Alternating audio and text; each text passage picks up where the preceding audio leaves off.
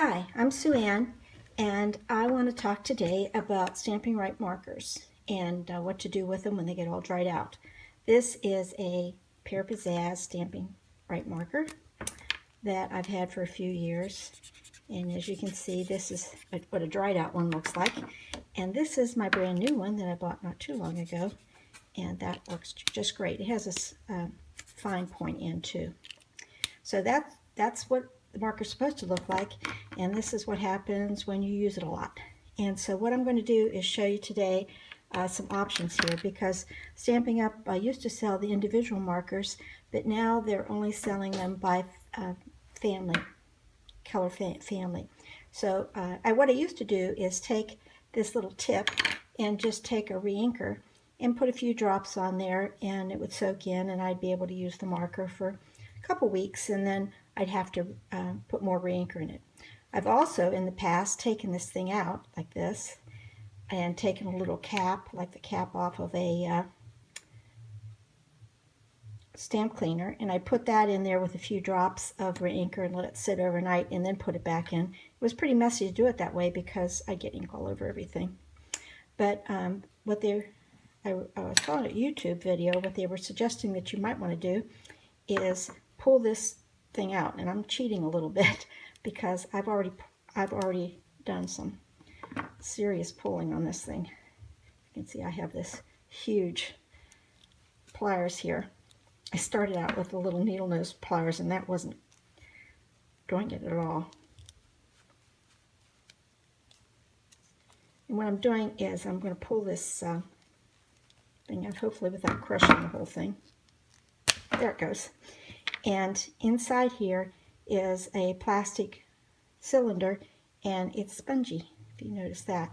So what I'm going to do here is take a few drops of reinker and put it in both ends. This is the end where the small, I'm going to do this without getting ink all over everything. And I'll stick 4 drops in that end. That's the end for the fine point pen. And then this end, the bigger one, is for the brush tip.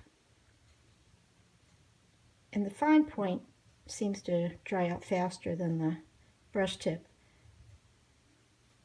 But of course the brush tip has more surface area, so it might require a few more drops of ink. So what I'm going to do then is put this back in here. Let's see, put this back. Small end goes here because here's the small tip. You can see it's kind of a nylon tip. And I'm going to take the smaller end, stick that down in there, and then take the larger end, put this thing back on. You can see where I've given it some tough love here when I was trying to squeeze it out, but it pops back in there pretty readily. And then I'm going to put the thing back in here, but I'm not going to put any ink on it.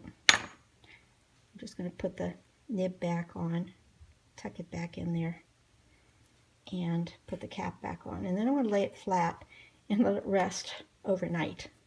And then tomorrow I'm going to come back and make video number 2 to see if it worked. So join me in 24 hours or so.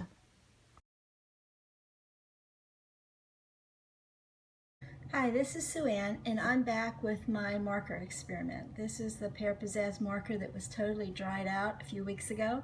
I actually have been trying to get this re-inked for several weeks now, and what I found was in the original video, when I just put in a few drops of ink into the barrel that was inside, took it all apart with the pliers and put the ink inside the barrel, what I found was it just wasn't enough ink.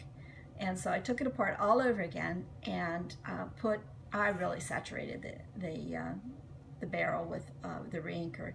I probably put maybe 15 or 20 drops in there, and it was totally saturated. And then I set the marker aside and let it sit for a few days, and then as you can see, it's re-inked and it's working, but I wouldn't call this a successful experiment because it hasn't been restored to to what it was.